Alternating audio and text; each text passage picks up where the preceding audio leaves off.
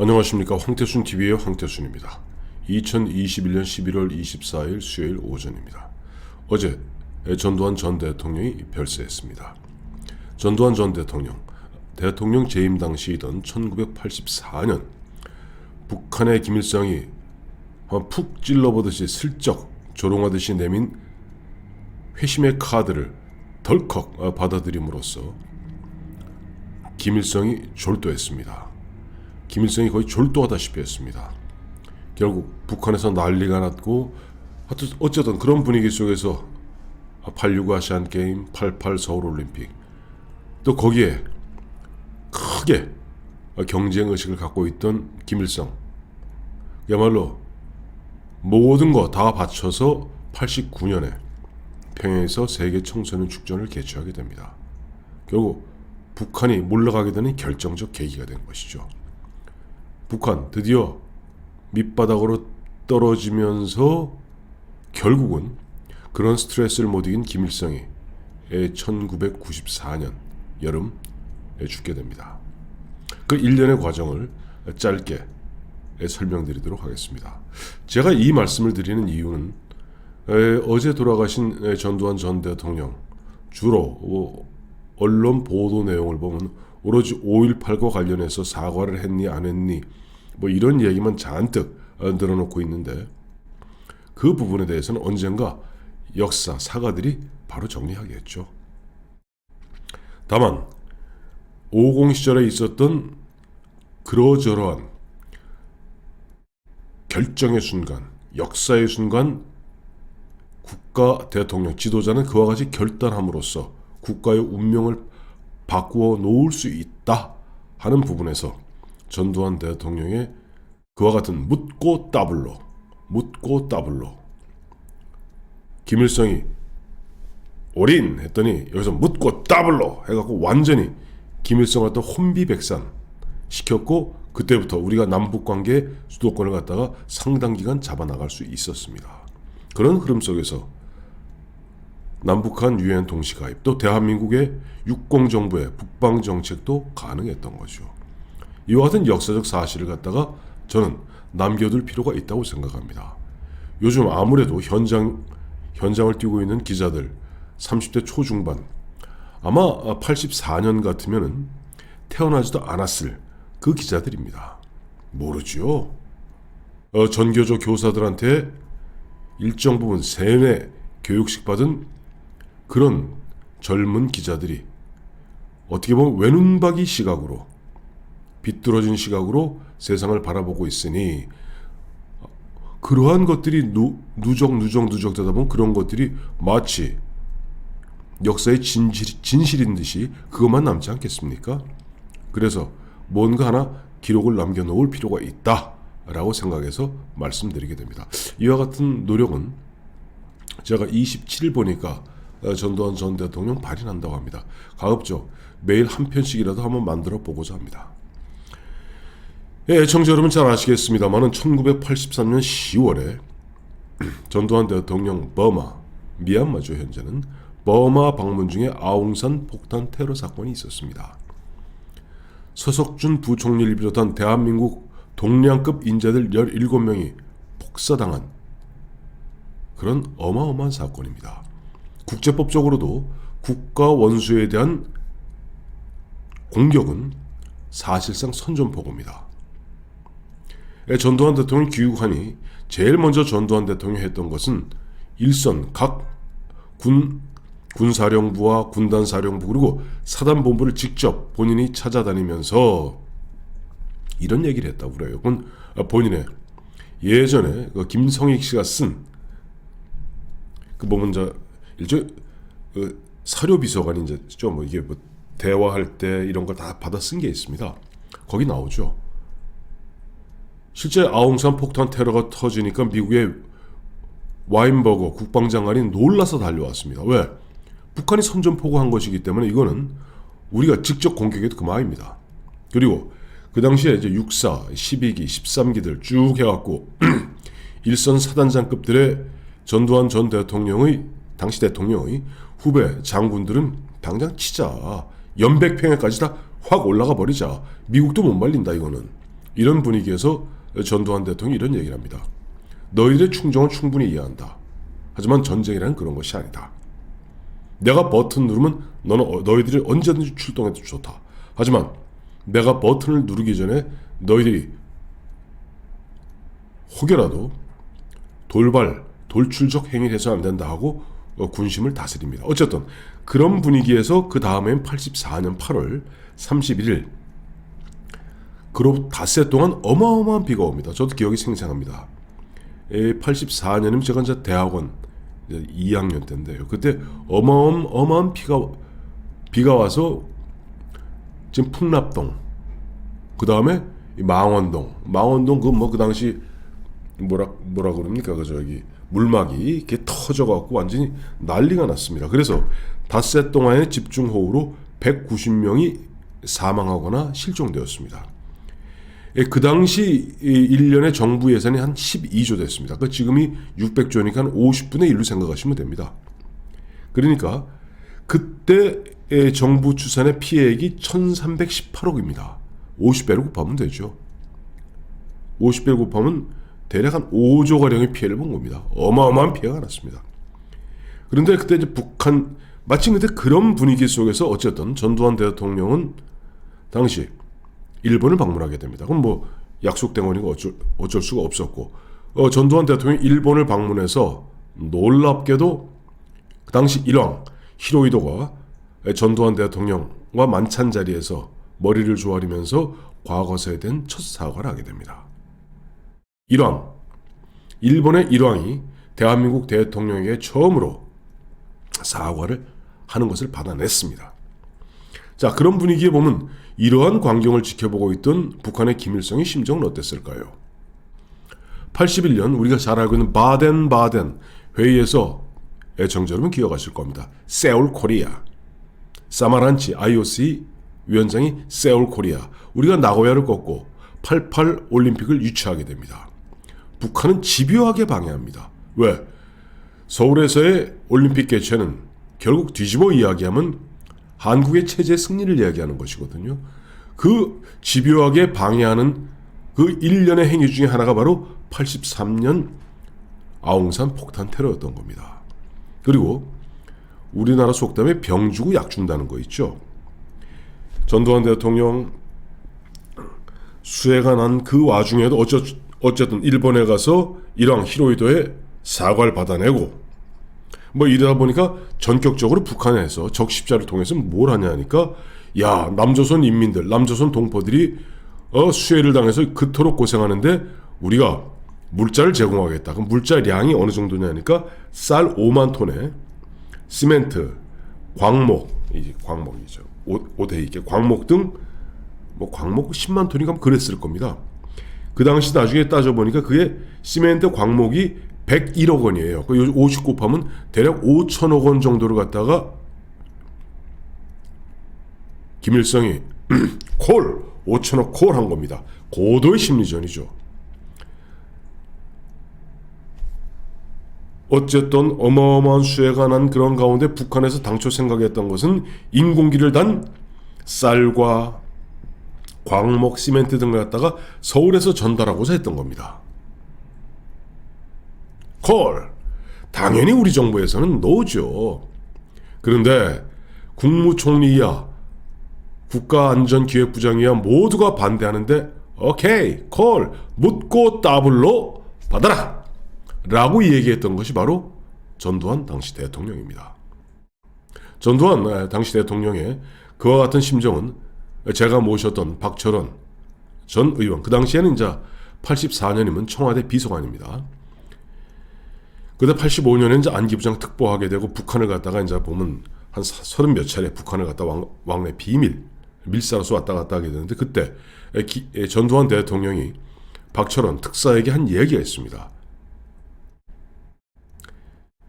아무도 그 받아서 안 된다 하는데 내가 결단하여 김일성이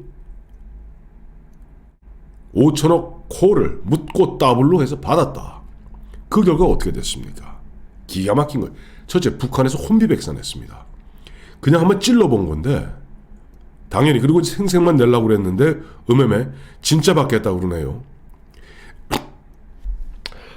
제가 나중에 방송하면서 안찬일, 박사 등 북한에서 그 당시를 살았던 저하고 연배가 비슷한 그런 분들하고 대화해보니까 정말 재밌는 얘기를 하더라고요. 북한에서는 자기들도 그렇게 그 당시 이미 체제 경제에 사실상 월등하게 우리가 앞서 나갈 때인데 그렇게 쌀 5만 톤에 그 다음에 저 무슨 시멘트, 광목 등 10만 톤을 갖다가 소출할 수 있는 능력이 안 됐거든요. 난리가 났었답니다, 북한에서. 자, 김일성 주석, 그들이 얘기하면 하늘님 같은 김일성 수령이 남조선 동포를 생각해서 콜하는데 5천억, 그 당시 돈으로 한 101억이네, 5천억 콜하는데 전두환 대통령이 묻고 따블로 받아버렸거든요. 그러니 안 줄 수 없지 않습니까? 그래서 그야말로 북한 인민들의 허리를 쥐어 짰다는 겁니다. 집집이 쌀 한 대박씩 갖고 와. 집에 있는 걸 갖고 와. 이런 식으로 그야말로 박박 긁어서 어쨌든 인천 항구를 통해서 우리가 받았습니다. 저도 기억이 생생합니다. 그 당시 광목 등 하도 질이 나빠서 입을 수가 없는 그런 것들이었죠. 말난 김에 한 가지만 더 여기서 잠깐 옆으로 샜다 가야 되겠습니다. 마침 우리가 오늘 모든 방송에서 전두환 전 대통령의 서거, 전두환 전 대통령의 별세 부분을 뭐라고 표현하냐니까 전두환 씨 사망이라고 표현합니다. 그리고 전두환 전 대통령의 영부인인 이순자 여사에 대해서도 이순자 씨라고 표현합니다. 참 우리나라 정말 반성해야 됩니다. 6.25 전쟁을 갖다 일으켜서 수백만 명을 죽이고 우리를 갖다가 이 민족의 비극을 맡은 김일성에 대해서는 대한민국 어느 방송을 보십시오. 다 김일성 주석이라고 합니다. 제가 종편에서 펄펄 날다가 2017년에 저들에 의해서 잘리게 될 그 무렵에 제가 알고 있던 몇몇 저의 동료 정치평론가들이 잘린 이유가 뭔 줄 아세요? 김정은, 이설주 불렀다가 잘린 친구들도 있습니다. 김정은 위원장, 이설주 여사라고 불러야 된다는 겁니다. 이게 대한민국 방송의 현실입니다. 여러분 제발 각성하십시다. 다시 돌아오겠습니다. 어쨌든 그런 분위기에서 전두환 대통령의 목표는 한 가지였습니다. 전두환 전 대통령은 자기 취임 후의 목표를 3가지로 줬습니다. 첫째는 다 무너져갔던 경제 어떻게든지 인프레만 잡겠다.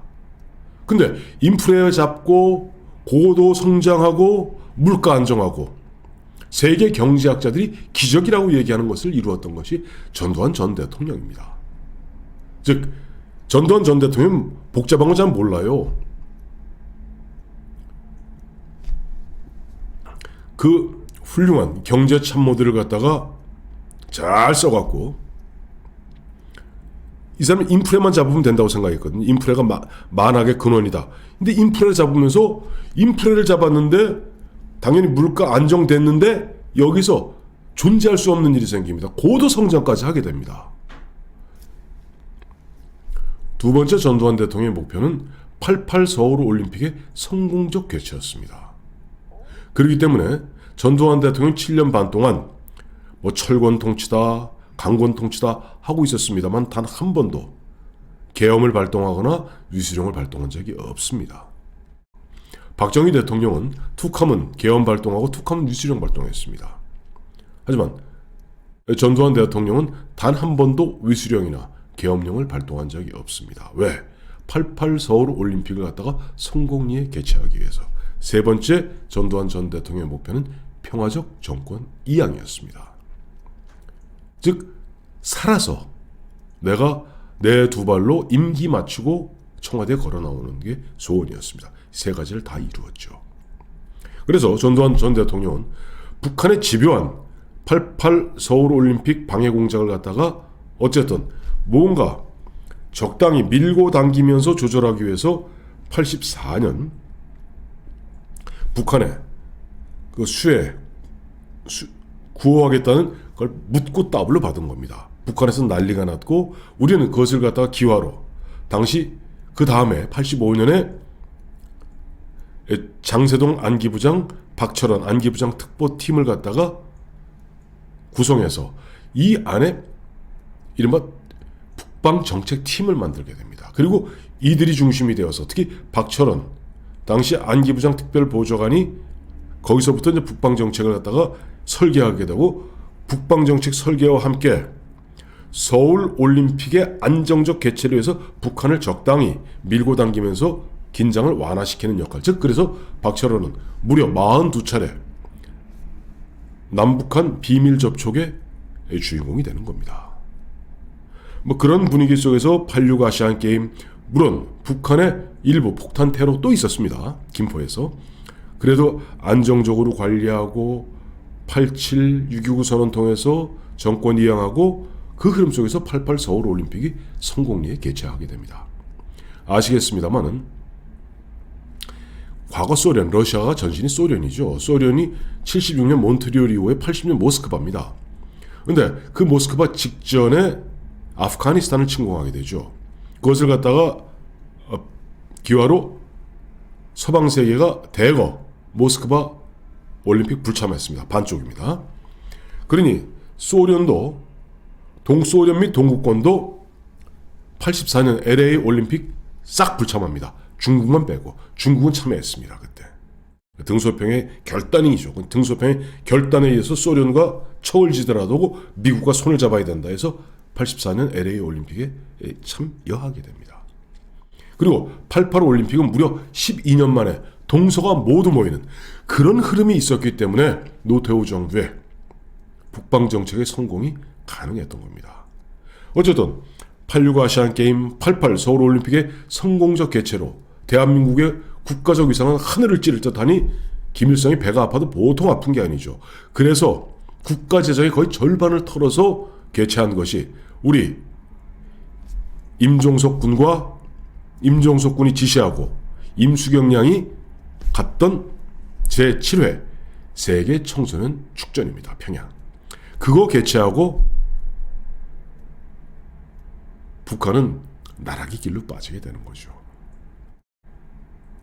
그러니 세계 정세에 눈이 어두웠던 김일성은 70년대까지 남한을 압도하던 그 경제력, 국력이었습니다마는 전두환 7년 반 동안 완전히 우리한테 밀리게 되고 노태우 정권이 들어서고 그다음에 베를린 장벽이 89년에 무너지고 90년에 독일이 통일되고 90년 말에 구소련이 해체되고 사회주의가 붕괴되면서 북한은 거지 나라가 된 겁니다.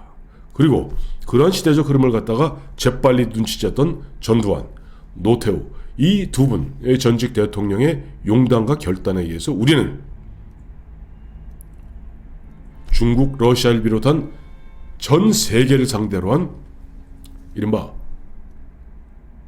전 세계 전방위 외교 시대를 열었고 우리가 중국과 거래하고 러시아와 거래하고 폴란드, 헝가리 뭐 요즘 다죠. 없는 나라가 없죠. 이게 다 정말 시대적 흐름에 눈이 밝았던 전두환 전 대통령 그리고 그 뒤를 이었던 노태우 전 대통령 두 전직 대통령의 그와 같은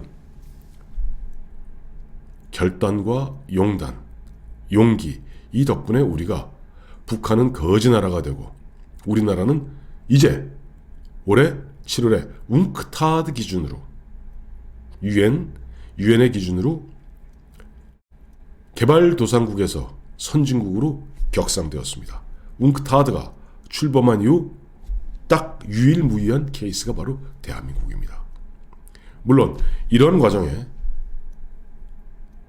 김대중 정부의 햇볕 정책, 노무현 정부의 굴종 정책, 문재인 정부의 굴신 정책, 대북 이로 말미암아 북한은 이제 비록 거지 나라지만 무기 하나만은 번듯하게 갖고 그야말로 김여정 따위가 대한민국 대통령을 갖다가 삶은 소대가리가 웃을 이야기다 라고 조롱하는 그런 어떻게 보면 윤석열 후보가 얘기하는 굴종적 관계로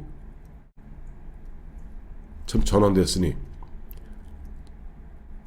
어제 세상을 떠나시고 또 지난 10월 26일 세상을 떠나신 전두환, 노태우, 그리고 1979년 10월 26일 세상을 떠나신 박정희, 이 세 분 전직 대통령이 아마 저승에서 땅을 치지 않을까 하는 생각을 하게 됩니다. 고맙습니다.